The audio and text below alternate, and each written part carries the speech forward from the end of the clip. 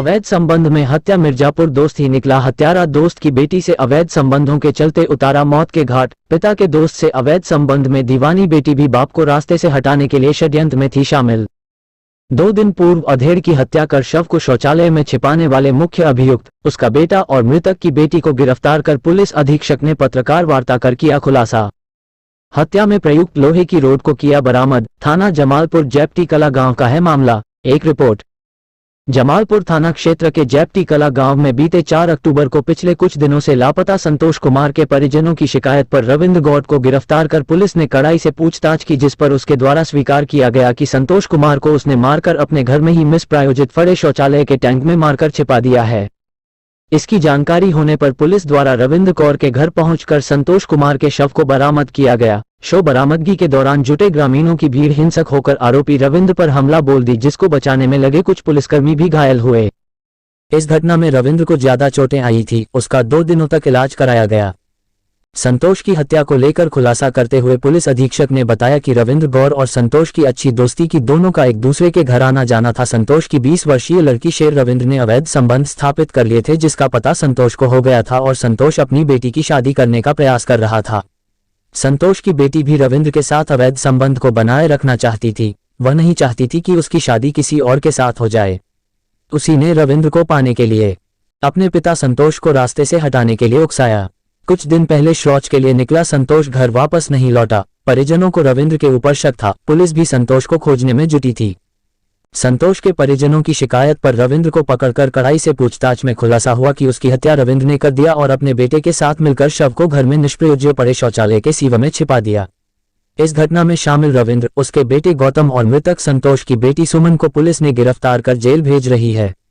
हत्या में प्रयुक्त लोहे की रॉड को भी बरामद किया गया है। बाइट संतोष कुमार मिश्र, पुलिस अधीक्षक। मैं परसों एक व्यक्ति की हत्या की बात आई थी। इसमें एक व्यक्ति को गिरफ्तार किया गया था, रविंद्र प्रसाद को। उसके बाद इसमें खुलासे के लिए, इसको एग्जैक्ट वर्कआउट कराने के लिए टीमों का गठन किया गया था एडिशनल एसपी साहब के नेतृत्व में। इस घटना का पूरा एग्जैक्ट खुलासा किया गया है। इस घटना में 3 लोगों को गिरफ्तार करके जेल भेजा जा रहा है। इसमें रविंद्र गौड़, उसका लड़का गौतम गौड़ और मरने वाला जो मृतक है उसकी बेटी, उसको भी गिरफ्तार किया गया है। पूछताछ में ये तथ्य निकल के आए हैं कि जो इसमें मारने वाला हत्यारा था रविंद्र प्रसाद, उसके इस युवती के साथ में संबंध थे कुछ सालों से, और इस युवती के द्वारा ही जब इसकी शादी कहीं और तय कर दी गई थी इसके पिता के द्वारा, तो उसके प्रेरित करने पे रविंद्र गौड़ द्वारा ये हत्या कारित की गई। और उसके बाद अपने लड़के गौतम गौड़ के साथ मिलके उसकी जो बॉडी थी उसको छुपाया गया था। पुलिस के द्वारा बॉडी को बरामद किया गया है और जो आला कत्ल था रॉड, उसको भी बरामद कर लिया गया है एवं अन्य भी साक्ष्य मिले हैं और इन तीनों को गिरफ्तार करके जेल भेजा जा रहा है। घटना को वर्कआउट कराने वाली हमारी टीम को 10,000 रुपये इनाम से पुरस्कृत किया जाए।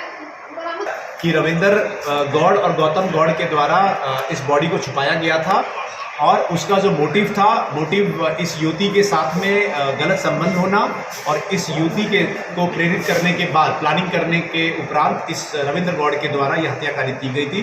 बाद में लाश को छुपा दिया गया था। इस घटना की प्लानिंग और जो एविडेंस थे उनको नष्ट करने के आरोप में भी गिरफ्तारियां की गई है और 302 के मामले में भी इसमें रविंद्र गौड़ की ऑलरेडी पहले ही गिरफ्तार करके उसका इलाज चल रहा था। हत्या कैसे की गई? तो लोहे का जो रॉड था उससे मार के रविंद्र गौड़ ने यह हत्या कारित की है। ये जो मृतक है रविंद्र गौड़ के साथ इसकी अच्छी दोस्ती थी, घर पे आना जाना था और अपने दोस्त की ही बेटी के साथ में इसने गलत संबंध बना लिया था और बेटी की प्लानिंग के उपरांत इस घटना को कारित किया है लोहे के रॉड के साथ में, और वो लोहे का रॉड भी उसको ही बरामद किया।